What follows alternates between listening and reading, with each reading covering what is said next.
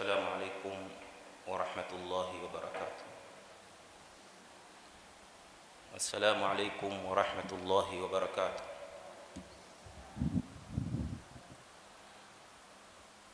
بسم الله الرحمن الرحيم. إن الحمد لله نحمده ونستعينه ونستغفره ونعوذ بالله من شرور أنفسنا ومن سيئات أعمالنا. من يهده الله فلا مضل له ومن يضلل فلا هادي له. وأشهد أن لا إله إلا الله وحده لا شريك له وأشهد أن محمدًا عبده ورسوله. أشهد أنه قد بلغ الرسالة وأدى الأمانة ونصح الأمة وجاهد في الله حق جهاده حتى أتاه اليقين. يا أيها الذين آمنوا اتقوا الله حق تقاته ولا تموتن إلا وأنتم مسلمون. يا أيها الناس اتقوا ربكم الذي خلقكم من نفس واحدة وخلق منها زوجها وبث منهما رجالا كثيرا ونساء واتقوا الله الذي تساءلون به والأرحام إن الله كان عليكم رقيبا. يا أيها الذين آمنوا اتقوا الله وقولوا قولا سديدا يصلح لكم أعمالكم ويغفر لكم ذنوبكم ومن يطع الله ورسوله فقد فاز فوزا عظيما. اللهم اجعلنا من الفائزين. أما بعد فإن أصدق الحديث كتاب الله وخير الهدي هدي محمد صلى الله عليه وسلم وشر الأمور محدثاتها وكل محدثة بدعة وكل بدعة ضلالة وكل ضلالة في النار. أوصيكم ونفسي بتقوى الله فقد فاز المتقون.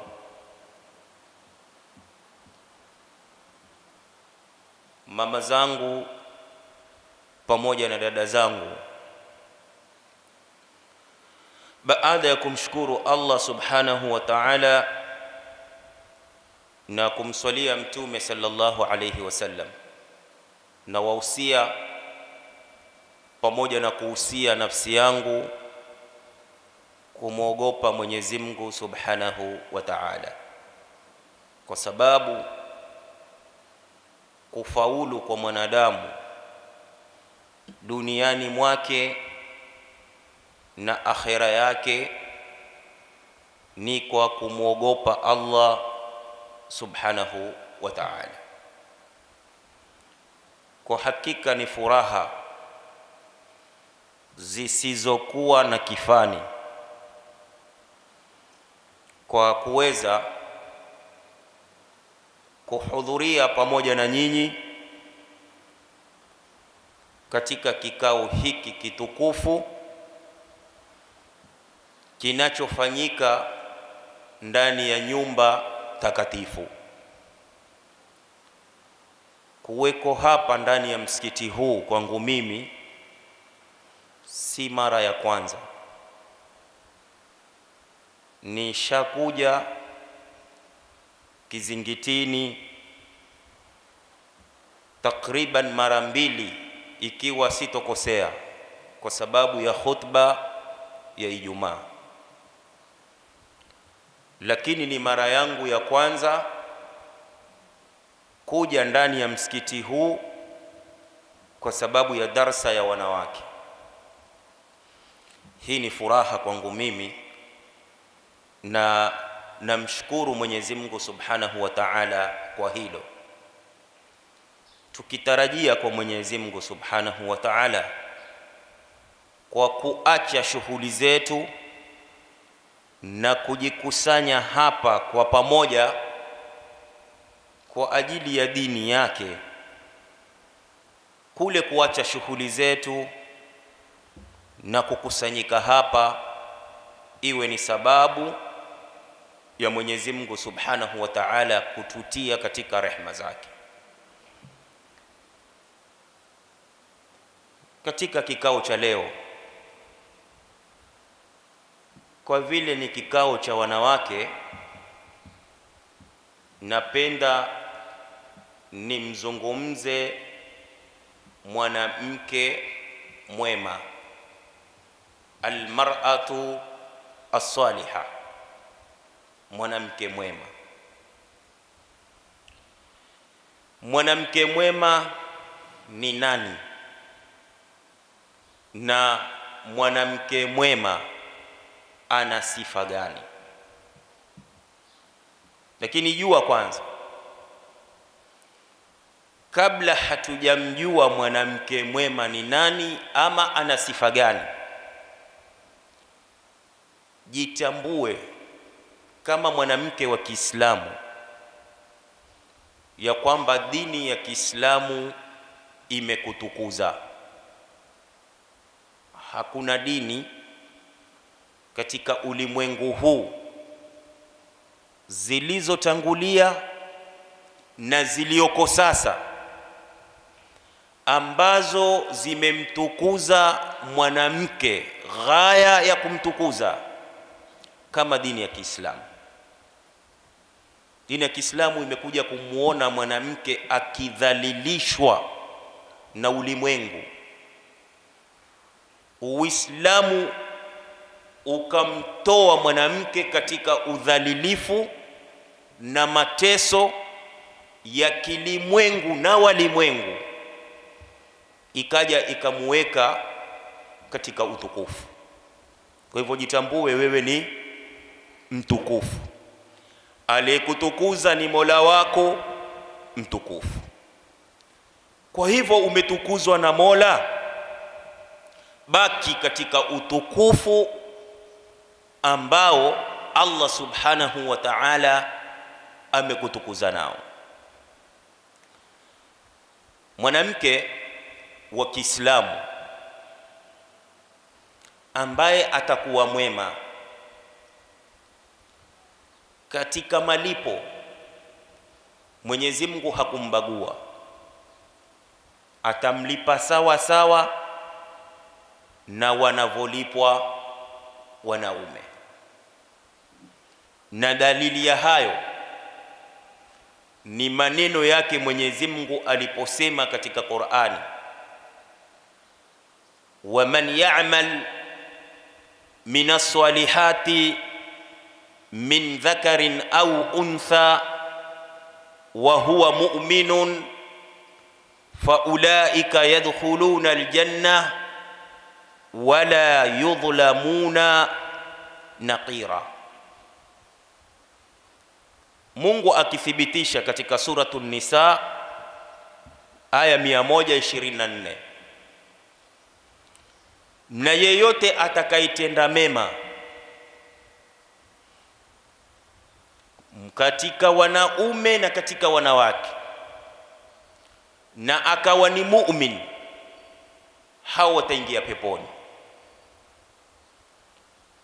Mungu athibitisha mwanamume yeyote atakayekuwa mwema hapa ulimwenguni na yeye ni Muislamu ataingia peponi, na mwanamke yeyote atakayetenda wema hapa ulimwenguni na yeye ni Muislamu ataingia peponi. Kwa hivyo pepo imeandaliwa kwa wanaume na wanawake ambao watakuwa ni waumini waliotenda mema. Aya nyingine Mwenyezi Mungu Subhanahu wa Ta'ala akisema, man amila saliha min dhakarin au untha wa huwa mu'minun faulaika yadkhuluna aljannata yurzaquna fiha bighairi hisab.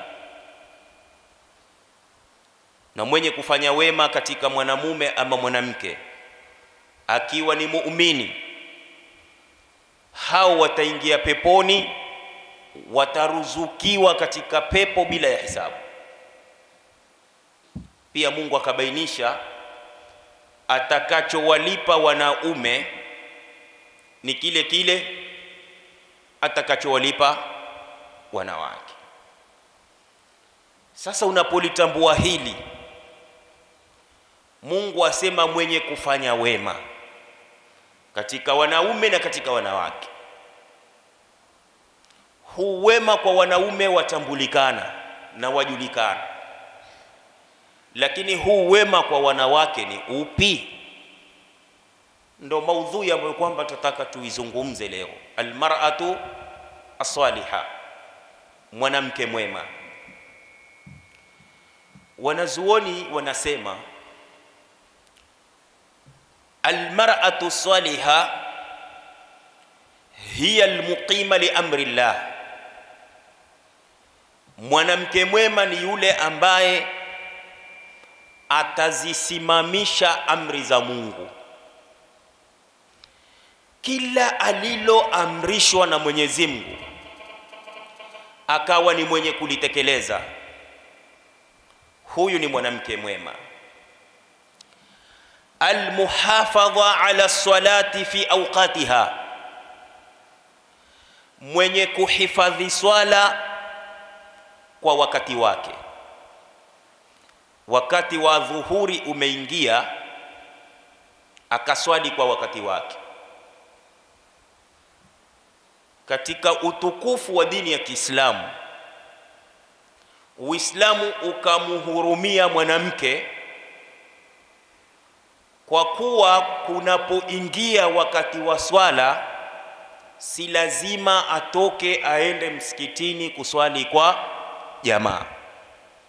Yani katika matukufu ya dini ya Kiislamu na wepesi wa dini ya Kiislamu, ikakutaka mwanamke uswali kwa wakati nyumbani kwako. Lakini sisi tuwashuhudia ndani ya majumba yetu kuwa hata kwa wakati hamuswali ndani ya majumba. Si lazima uje msikitini, swali nyumbani, lakini swali kwa wakati. Wengi katika kina mama, wengi katika wanawake, utakuta swala zao ni swala za qadha. Alasiri aswali adhuhuri na alasiri. Wakati utakupita, kipindi cha swala kitapita, hukuswali. Hii ni purukushani iko ndani ya majumba yetu, ambalo hili ni la makosa. Itakuwa wewe hukuhifadhi swala. Swala ni uswali ndani ya wakati, isipokuwa kwa udhuru wa kisheria. Utaruhusika kwa sababu ya udhuru wa kisheria. Hivi hivi tu si sawa, ni makosa, na Mwenyezi Mungu atakuhisabu kwa hilo, na kadhaa yako unayoifanya Mungu hana haja nayo, kwa sababu ulilitweza la Mungu, na Mungu kile ulichokifanya kwa namna unayotaka wewe, Mungu hana haja nayo. Tambua ndugu Muislamu kwamba swala yataka kuswaliwa kwa wakati. Purukushani lingine mulilonalo, mwanamke ataingia katika ada yake. Anapomaliza ada yake ya kupasa pale pale ujitwahirishe, uanze swala zao. Lakini tunayoyashuhudia ni kwamba mwanamke huweza akamaliza ada yake, mfano amemaliza ada yake saa 5, akaoga alasiri, adhuhuri imefanya nini? Imempita. Ili ni la makosa, itakuwa wewe hukuhifadhi swala yako. Kwa hivyo mwanamke mwema ni yule ambaye atahifadhi swala kwa wakati wake. Albaida an tabarruji fi khurujiha ila alaswaqi, pia mwanamke mwema ni yule ambaye kwamba akiwa nje ya nyumba yake atajitenga na kutembea tupu, na atajitenga kutembea katika hali ya mapambo. Leo sisi tumezoea kwamba mwanamke hatoki nje ya nyumba yake bila ya kujipamba, ama mwanamke atoke nje ya nyumba yake vile atakavyo yeye, hijabu ya kisheria isipatikane. Hili ni la makosa. Mwanamke mwema ni yule atakayejihifadhi anapokuwa nje ya nyumba yake, na hata akivaa vizuri asivae kima pambo. Mapambo yako yabaki ndani ya nyumba yako. Kwa hivyo hili ni katika kosa linalopatikana katika wengi wa wanawake. Almaarufa bihusni sira, mwanamke mwema sifa yake nyingine ni yule ambaye atatambulika kwa mwenendo mzuri. Mwenendo wake ni mzuri, tabia zake njema, miondoko mema, tangamano jema yeye na wenzake na namna hiyo. Pakipatikana sifa hizi kama zilivyoelezwa na wanazuoni, basi mwanamke huyu atakuwa ni mwanamke mwema. Tumesema sifa ya kwanza, awe ni mwenye kusimamisha maamrisho ya Mungu. Pili, ahifadhi swala kwa wakati wake. Tatu, anapokuwa nje ajitenge na kutembea tupu ama kutembea akiwa amejipamba. 4, atambulike kwa mwenendo mwema. Hizi sifa 4 zimezungumzwa na baadhi ya wanazuoni kwamba zikipatikana kwa mwanamke, mwanamke huyo anahesabiwa kuwa mwanamke mwema, ambaye Mungu asema ataingia katika pepo na ataruzukiwa peponi kama wanavyoruzukiwa wanaume. Waqala baadhi ulama, na baadhi ya wanazuoni wakasema, khairun nisa'i allati, wanawake bora ni wale ambao kwamba, mwanamke bora katika wanawake wote ni yule ambaye kwamba baada ya hizo zilizotajwa, hizi ni nyongeza zinaongezwa, idha u'tiyat shakarat, anachopewa na mumewe anashukuru. Hampeleki mume mbio, akamstahimilia mumewe kwa kiwango alichoekwa na Mungu. Mumewe wa 10 hamlazimishi kwenda 30, kile anachopewa na mume wake akashukuru. Wa idha hurrimat sabarat, na anaponyimwa, panapokosekana mashauri, akasubiri. kutoa maneno kumtolea mumewe, akawa mvumilivu. Tasurruka idha nadharta ilaiha, anakufurahisha wakati unapomwangalia. Watuti'uka idha amartaha, na anakutii wakati unapomwamrisha. Baadhi ya wanazuoni wakaongezea na hizi sifa 4 katika zile 4 tulizozitaja mwanzo, wakaongeza na hizi 4 zikawa ngapi? 8, kwamba akipewa ana tabia ya kushukuru, pakikosekana mashauri husubiri, mumewe akimwangalia yuwafurahika kwa kule kumwangalia, na akimuamrisha huwa ni mwenye kumtii. Wanaume hupenda kutiiwa, na huu ndio ugonjwa walionao wanaume. Na mwanamke akiwa mtuifu kwa mumewe hupata daraja kubwa kwa mumewe na hupata daraja kubwa kwa Mungu. Nakumbuka kisa cha mwanamume aliyekwenda kuoa, akakaa na mke wake. Baada ya muda, huyu mwanamume akaenda kwa kadhi aliyemuozesha na kupeleka malalamishi.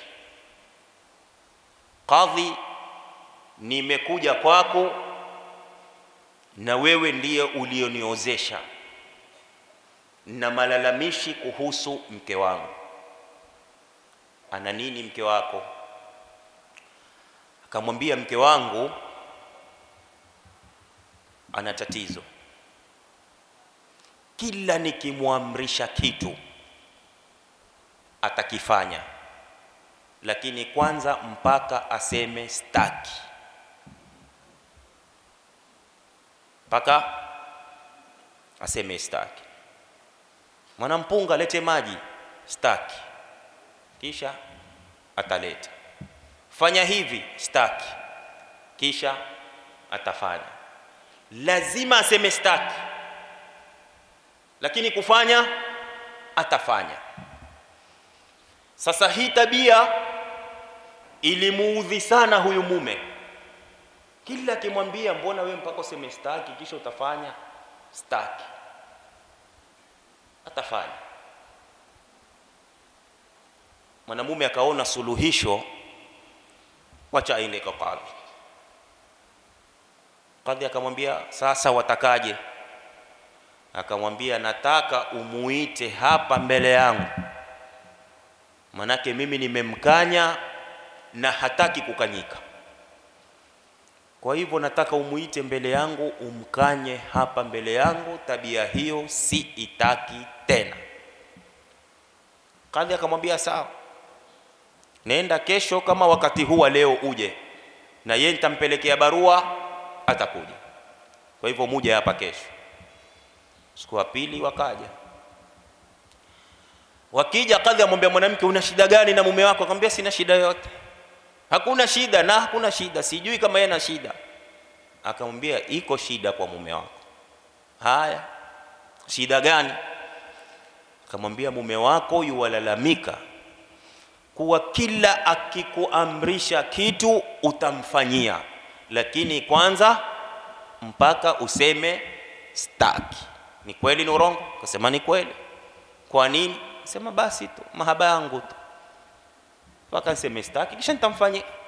Wala harudi mara mbili kuniambia, mbona hujaleta? Lete maji, nitaambia staki. Kisha maji haya, mahaba yangu tu. Akamwambia basi hapendi. Basi simwambii tena. Kesi imefanya nini? Imeisha. Mchumvuli akaenda zake nyumbani. Baada ya wiki 2 mchumvuli akarudi tena kwa kadhi. Amwambia kadhi, nimekuja umuite mke wangu umwambie ile staki airudishe. Staki airudishe. Wewe umefanya wazimu.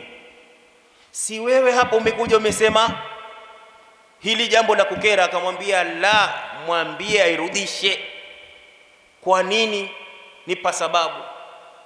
Akamwambia kadhi, bwana sikia bwana, mimi hakuna mahali mke wangu hunifanyia pozi kama kwenye ile staki. Nikimwambia mwanampunga alete maji, staki, kisha talete. Sasa mmeikosa ile pozi. Lete mai, bwa, fanya hivi, bwa. Mmekuwa ile pozi siipati tena. Sasa na hakuna mahali hunifanyia pozi isipokuwa wakati ninapomwamrisha kitu. Anaposema ile staki huisema kwa pozi. Kwa hivyo wanaume hupenda kutiiwa wakati wanapoamrishwa. Hawa baadhi ya wanazuoni wakaongeza hizi sifa. Ndipo Mtume sallallahu alayhi wasallam katika hadithi tukufu akasema kuambia wanaume, mastafada almu'minu ba'da taqwa Allahi khairan lahu min almar'ati salihah. Hajafaidika mu'min, mwanamume, baada ya kumcha Mungu kupata kitu kilicho bora kwake yeye kuliko kumpata mwanamke mwema. Yani mu'min mwa kiume hajafaidika katika huu ulimwengu baada ya kupata faida ya kumcha Mungu. Faida namba 2, kumpata mwanamke aliye mwema. Akambainisha Mtume ni nani huyu mwanamke mwema, akisema in amaraha atwa'atuhu, akimwamrisha yuwamtii, wa in nadhara ilaiha sarratuhu, akimwangalia yuwamfurahisha, wa in aqsama alaiha abarratuhu, na akimwapia kiapo basi humfanyia wema kile kiapo. Kumwapia kiapo na kumfanyia wema ni vipi? Kuna baadhi wanaume wana tabia, wanapokanya jambo kwa mwanamke huwapa. Mfano, mwanamke ana tabia fulani ambayo haimridhishi mumewe, na yule mwanamke akawa ataka kuifanya ile tabia. Mfano, wallahi ukitoka ukienda kuangalia kipindi utanitambua. Wallahi ukitoka kwenda kuangalia kipindi utanitambua. Pengine hana TV ndani ya nyumba, jirani kuna TV na wewe shabiki wa kipindi, na lile la muudhi.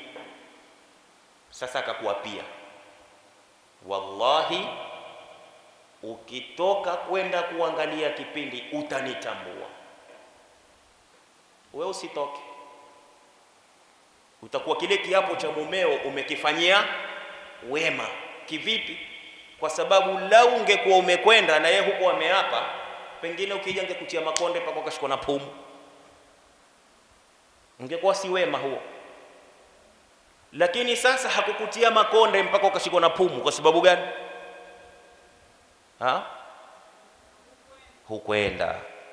Kwa hivyo kile kiapo chake hakupata kukifanya nini? Kukitekeleza. Lau ungekwenda ngekitekeleza, akakutia makonde mpaka mai hakuna, ukasagiwa kwa blender. Huyu ni mwanamke mwema kama alivyosema Mtume sallallahu alayhi wasallam. Kisha akasema wa idha ghaba anha nasahatuhu fi nafsiha wa mali, na unapokuwa mbali naye, umetoka mume ameenda zake katika shughuli zake, ameenda safarini, wewe mwanamke huku ukajihifadhi wewe na ukahifadhi mali ya yule mume. aliyekusanya hizi sifa zilizotajwa na Mtume sallallahu alayhi wasallama, huyu ni mwanamke mwema. Aisha radhiallahu anha, mke wa Mtume sallallahu alayhi wasallama, ilisemwa kuambiwa yeye, ayu nisai afdalu, ni mwanamke gani ambaye ni bora? Faqalati, akasema, allati la ta'rifu aiba almaqal wala tahdadi limakri الرجال فارغة القلب إلا من زينة لبعلها والإبقاء في الصيانة على أهلها. Aisha radhiallahu anha alipoulizwa ni mwanamke gani ambaye ni bora, alisema ni yule ambaye hajui maneno ya aibu.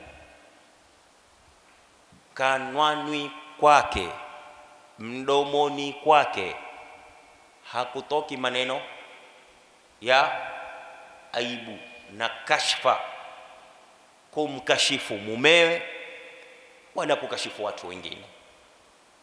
Ameudhibiti ulimi wake, na hili ndilo tatizo kubwa katika majumba mengi.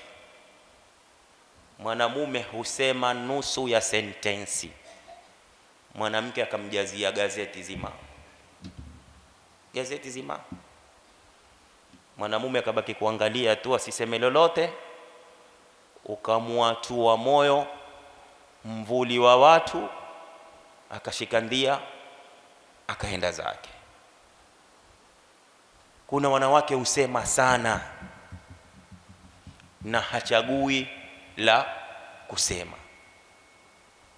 Sasa ili uwe mwanamke bora, ni yule ambaye kwamba hajui maneno ya aibu, hasemi aibu na kasoro alizonazo mumewe wala kasoro walizonazo watu. Wala tahtadi limakri rijal,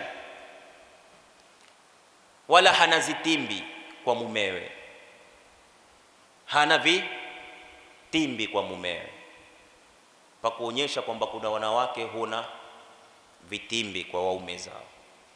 Wengine upanga kabisa, akija nitamfanya hili na hili na hili na hili na hili, akiweza aketi, asipoweza ashikendia aende zake, mvuli nguo ya juu. So many fishes in the sea. Maneno watu huzungumza ndani ya majumba. Sasa Aisha asema ni yule ambaye kwamba hatakuwa na vitimbi kwa mumewe. Pia vile vile moyo wake ni safi, hana chuki, hana bughdha, amekaa na mumewe kwa roho safi. Hakuna kinachomshughulisha yeye isipokuwa ni mapambo, kumpambia mumewe na kubaki katika nyumba yake akijihifadhi yeye na kuihifadhi familia yake. Aisha radhiallahu anha akataja sifa kama hizo kuwa ni sifa za mwanamke mwema. Mtume sallallahu alayhi wasallam asema, idha sallat almar'atu khamsaha wa samat shahraha wa ata'at zawjaha wa hafizat farjaha qila laha dukhuli aljannata min ayyi abwabil jannati thamaniya shi'ti. Hadithi hii imekusanya mambo manne ambayo mwanamke yeyote wa Kiislamu akiwa nayo, Mwenyezi Mungu atampa hiari ya kuchagua mlango wowote wa kuingililia peponi. Mlango pepo iko na milango 8. kila mlango umehusishwa na mtu mwenye sifa fulani. Lakini mwanamke ambaye atakuwa na haya mambo manne, ataambiwa angalie mlango wote anaupenda yeye kuingilia peponi. Jambo la kwanza, idha sallatil mar'atu khamsaha, mwanamke anaposwali swala zake 5 za faradhi kwa wakati, waswamati shahraha, akaufunga mwezi wake wa Ramadhani, wa atwa'ati zawjaha, akamtii mumewe, wa hafidhat farjaha, akahifadhi tupu yake. Mambo haya manne, kuswali, kufunga, kumtii mume na kuhifadhi tupu yake. Hili la kuhifadhi tupu ni kuhifadhi tupu kwa njia mbili. Kwanza, kujistiri mwili wako. Pili ni kujichunga wewe mwenyewe, usiwe ni mwenye kumukhini mumeo.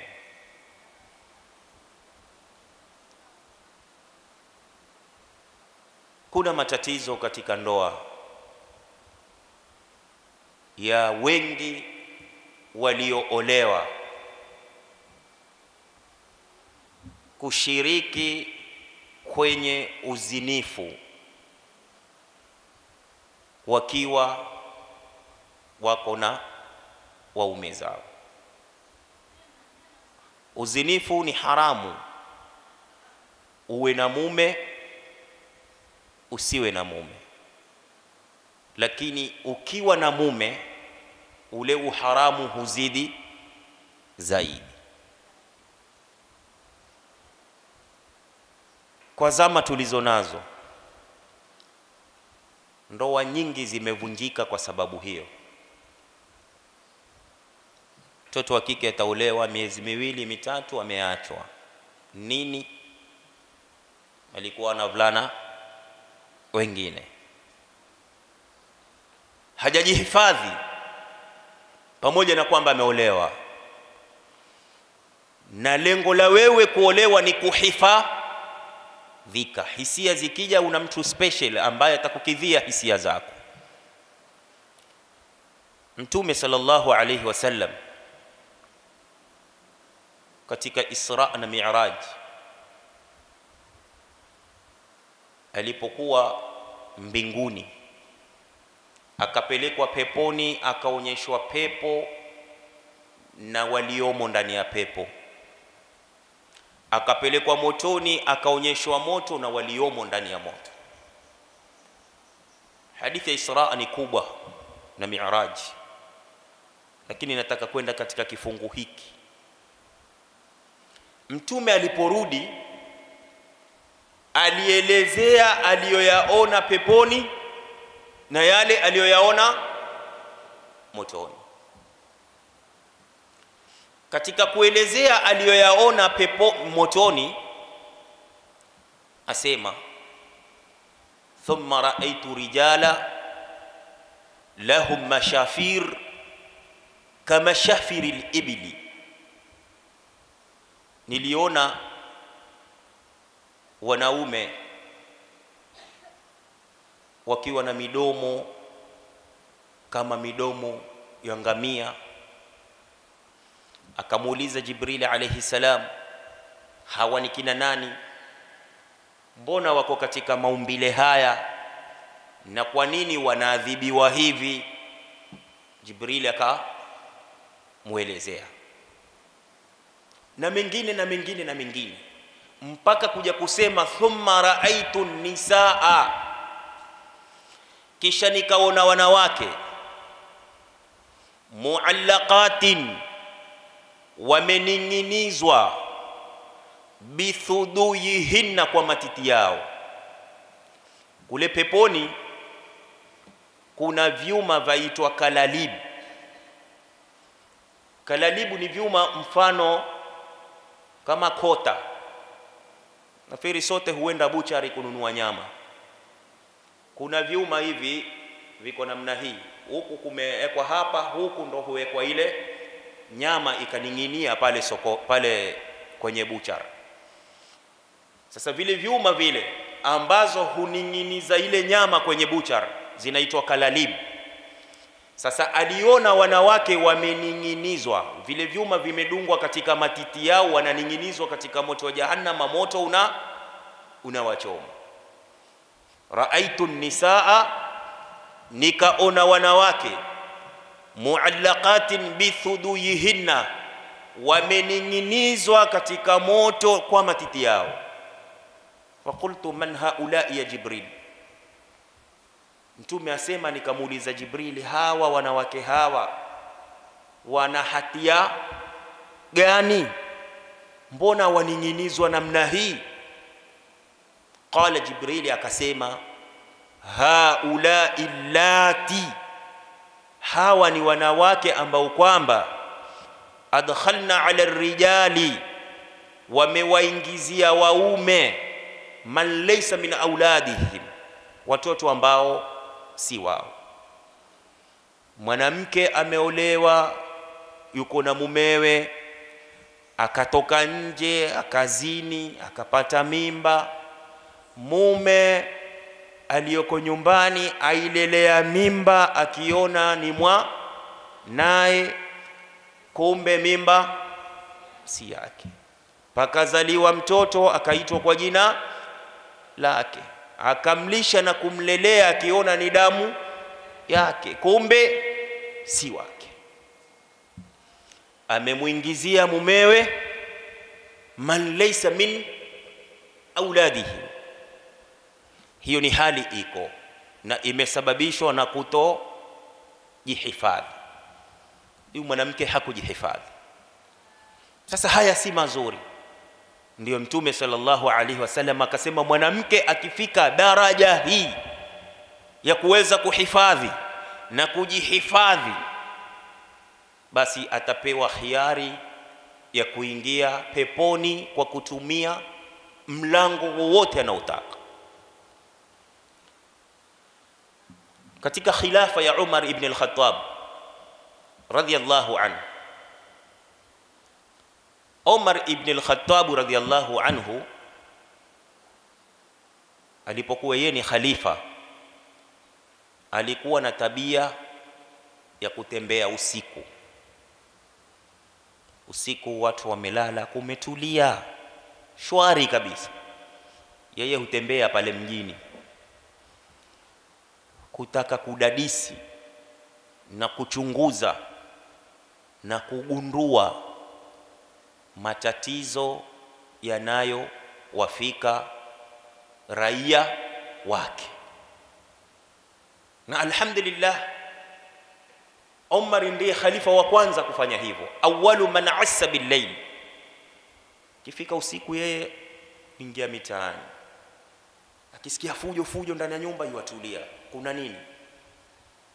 Atake kujua kama kuna tatizo. Kesho asubuhi anakuja katika ile nyumba, anatatua lile tatizo. Siku moja alipokuwa akitembea, akipita kwenye nyumba fulani, akamsikia mwanamke yuaimba.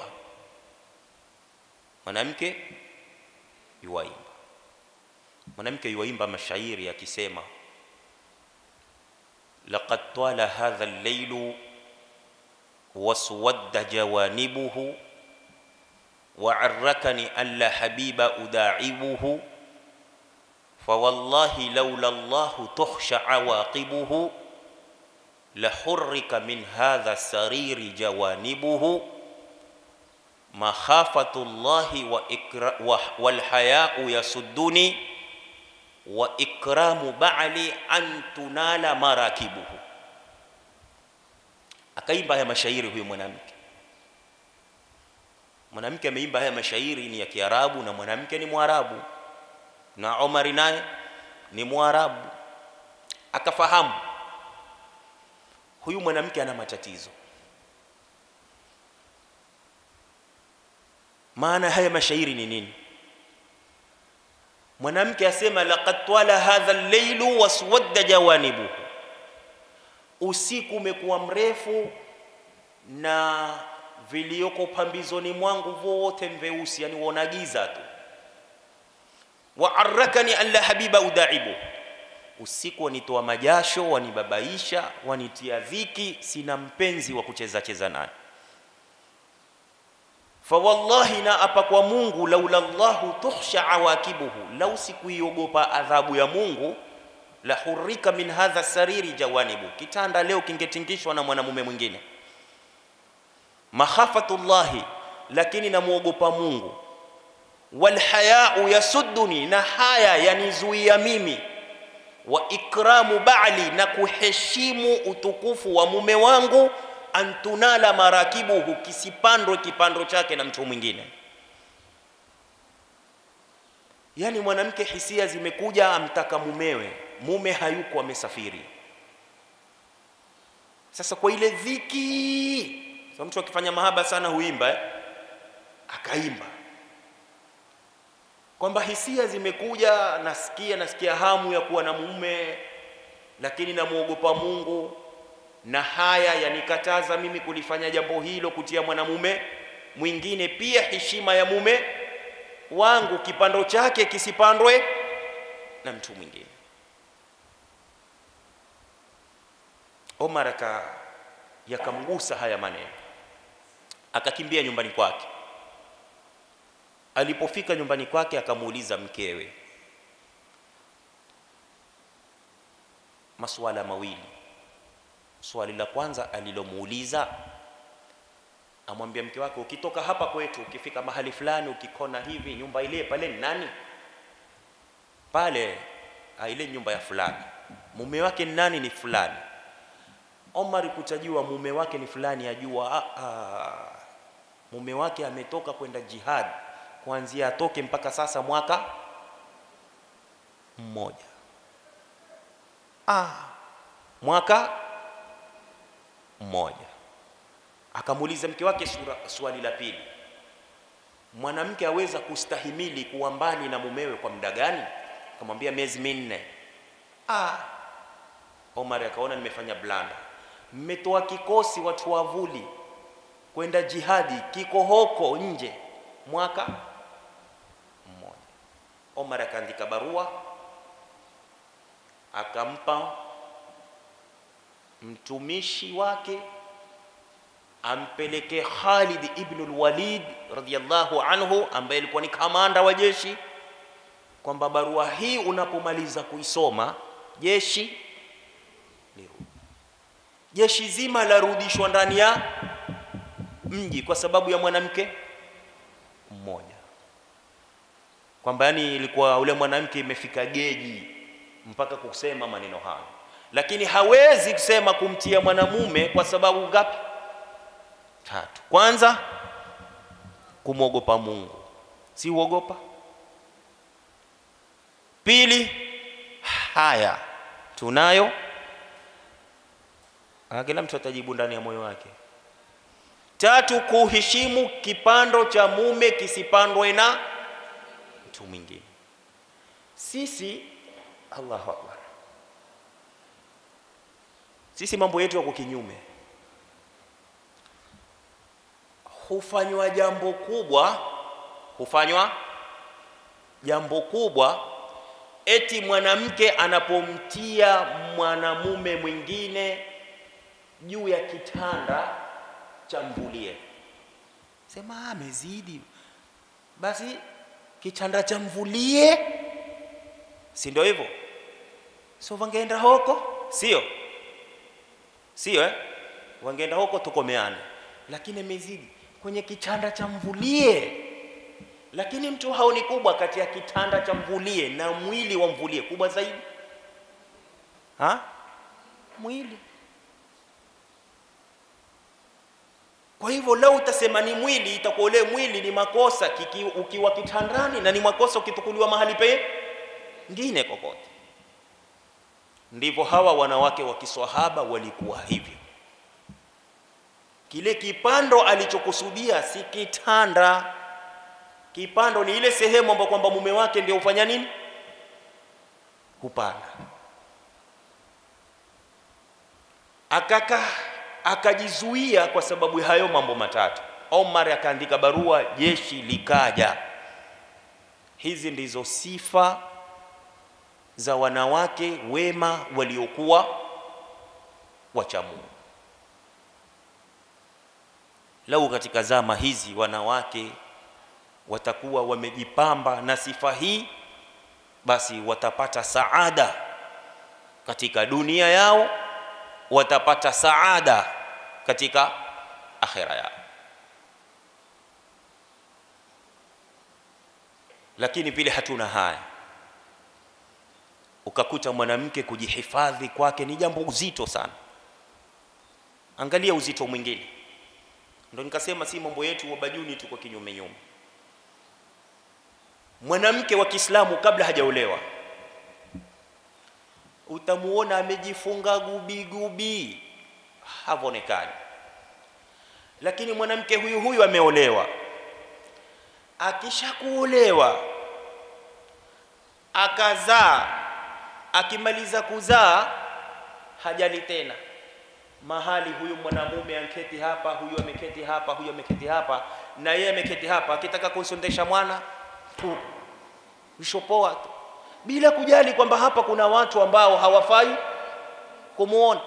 Hana shopoe kisirisiri na jifinike, la paruanja. Lakini mwanamke huyu si ni yule ambaye kwamba kabla hayavaa kwa huu, si tulikuwa tukiketi pamoja, simuoni kila kitu, mbona leo amekuwa hanishtahi mimi pu why? Haya hakuna. Twaishi kiada, kima zoea. Sisi tuko mbali na Uislamu uko mbali. Leo utafanya hivyo, wewe utamtoa haya yule mwanamume. Sasa yule mwanamume ataanza sasa kukutafuta na mengine yote yatakuja. Kwa hivyo tumeona hichi kisa cha huyu mwanamke aliyekuwa mwema, mcha Mungu. Kisa kingine, uaminifu. Uislamu wataka wanawake wawe waaminifu. Umar ibn al-Khattab ayuaenda kuswali swala ya alfajiri, akipita kwenye nyumba amsikia mama amuamsha binti yake, amwambia, mwanangu inuka uswali, ukimaliza kuswali uende ukakamue maziwa, uchanganye na maji, upeleke sokoni ukauze. Binti akamwambia mamake, ewe mama, wanambia nikimaliza kuswali nikamue maziwa kwenye ngamia, nichanganye maji, nende sokoni nikauze. Lakini jambo hili la kuchanganya maji na maziwa, si Umar ibn al-Khattab amiri al-mu'minina yuwakataza? Mama akamwambia, mwanangu, hebu niatie udhia, ho Umar uko wapi hapa? Umar yafanya nini? Yasikia. Msichana amwambie mamake, ewe mama, kama Umari hatuoni, Mungu wa Umari hatuoni? Na ndivyo majumba yafaa yawe namna hii, kwa sababu tuwakosea, na kukosea ni sifa ya mwanadamu. Kullukum khata, nyote ni wakosefu, hakuna mtu ambaye kwamba hakosei. Wa khairul khatwaina at-tawwabun, wa bora katika kukosea ni wale wenye kutubia. Sasa lau mmoja yuwakosea, mwingine yuwa rekebisha. Lakini majumba yetu sote twakosea, hakuna mtu mwenye kumrekebisha mwenzake. Omar alifurahishwa na maneno ya huyu msichana, akajua huyu msichana ni mcha Mungu. Omar alipomaliza kuswali, alimuita mwanawe wa kiume, akamwambia, nataka usimame niende nyumba fulani nikakutakie mke. kwa sababu huyu mwanamke alikuwa ni mwanamke mwema. Na namna hiyo na mifano ni mengi. Kwa hivyo ndugu Muislamu, mamangu na dadangu, katika hii hadithi ambayo imekusanya mambo manne: mwanamke kuswali swala yake ya faradhi, kufunga mwezi wake wa Ramadhani, na kumtii mumewe, pamoja na kuhifadhi tupu yake. Mambo haya mwanamke akiwa nayo atapewa khiari ya kuingia peponi kwa mlango wowote anaotaka yeye. Kwa hivyo muhtasari wa haya tuliyoyazungumza nimeyakusanya katika mambo 10. Haya yote tuliyoyazungumza nimeyakusanya katika mambo 10. Sifa za mwanamke mwema. Sifa ya kwanza, al-iltizamu bimanhajillahi ta'ala wa shari'atihi. Ni mwanamke ajilazimishe kufuata sheria za Mwenyezi Mungu Subhanahu wa Ta'ala. Umeambiwa uswali ni uswali, funga, toa sadaka. Pili, al-bu'du an afati lisan. Mwanamke awe mbali na maafa ya ulimi, yani anapozungumza achunge ulimi wake, asizungumze maneno machafu, asizungumze mambo ya aibu, asimtie kasoro mume wake na mengineyo. Tatu, al-iffa wa taharatu nafs. Mwanamke ajihifadhi na uzinifu pamoja na kuitahirisha nafsi yake. 4, al-hirsu ala al-hijabi shar'i. Mwanamke awe na pupa la kujistiri kisheria. Mwanamke awe na pupa la kujistiri kisheria. 5, ta'atu zawj. Mwanamume awe ni mwenye kumtii, mwanamke awe ni mwenye kumtii mumewe. 6, hifdhul asrar. Mwanamke awe ni mwenye kuhifadhi siri za nyumbani kwake. 7, tarki fudhuli kalam. Mwanamke aache maneno ya kuropoka na ufidhuli. 8, alhirsu ala musahabati wa mujalasati salihat. Mwanamke awe na pupa la kufanya urafiki na kukaa na wanawake wenzake ambao ni wema. 9, as-sabru inda shadaid. Awe na subra wakati panapokuwa na misukosuko. 10, husnu riayati al-auladi. Mwanamke awe ni mwenye kuchunga nyumba yake pamoja na watoto wake. Sifa hizi zikipatikana kwa mwanamke huyo atakuwa ni mwanamke mwema atakayestahiki kwenda kuingia katika pepo ya Mwenyezi Mungu Subhanahu wa Ta'ala. Nikimalizia kwa shairi, kuna sifa mbaya ambazo wanawake wengi katika zama tulizo nazo wako nazo na wala hawajali, na hizi sifa huvunda murua kwa wao. Hizi sifa zimekusanywa katika shairi, na shairi lenyewe ni la Kibajuni, na kwa vile nyinyi ni Wabajuni asili, nafikiri nikisha kulisoma takuwa sina haja kulisherehesha, kwa sababu mtakuwa mumelifahamu, kwa sababu nyinyi ni Wabajuni. Shairi lasema: usiwe ikwete kivumbe, mchunke nsikia, na wala usiwe ikwembe, na hilo ni ivovu pia. Mchunke ni mbembe, mpumbadhi maridhia, hilo libikie pembe, kwa kele bikanambia. Lahitaji kushereheshwa?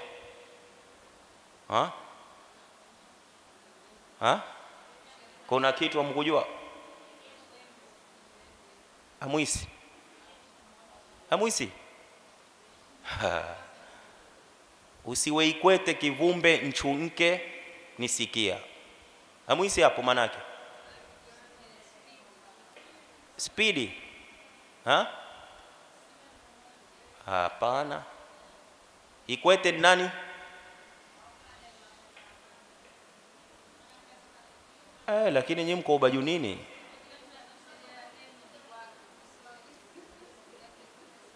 Hapa hakuna wazee wa miaka 60 hawaisi pia? Ikwete hapana, si muhuni. Ikwete ni ule mwenye kutia miteko ya kike. Sasa si watu wameketi ha ha ha hii ha ha ha hii, hiyo miteko yani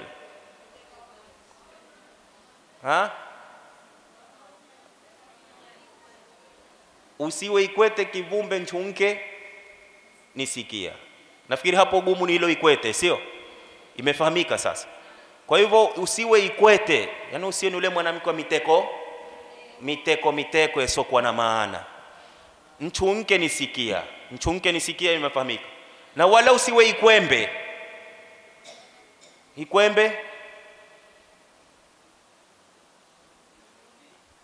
si muhuni. Sasa mimi siketi ukunu naiva yenye hamuisi. Ajabu wa Mungu, ishani ya Mungu. Na wala usiwe Ikwembe ni ule mwanamke mwenye kutinda mato, peka mato ujue kirudisha chini. Kutinda mato mbele ya wanaume. Yaweza kuwa siwe ni muhuni. Yaweza kuwa nswaga tu, lakini uzifanya kwa wanaume ajnabi. Ndiyo. Sawa? Na wala usiwe na hilo ni ivovu pia. Imefahamika. Mchunke ni mbembelezi. Mchunke ni mpumbazi, mwenye kumpumbaza nani? Mvulie. Maridhia kwa nani? Hilo lipi? La mbembe mpumbazi maridhia. Hilo la mbembe mpumbazi maridhia libikie pembe kwa kele ubike na mbia. Sawa? Umenifahamu? Usiwe Ikwete kivumbe nchunke nisikia. Na wala usiwe Ikwembe, na hilo ni ivovu pia. Nchunke ni mbembe mpumbazi maridhia, hilo libikie pembe kwa kele ubike na mbia. Kwa haya ndiyo alioniafikia Mwenyezi Mungu katika kikao hiki. Subhanakallahumma bihamdik, nashhadu an la ilaha illa anta nastaghfiruka wa natubu ilaik.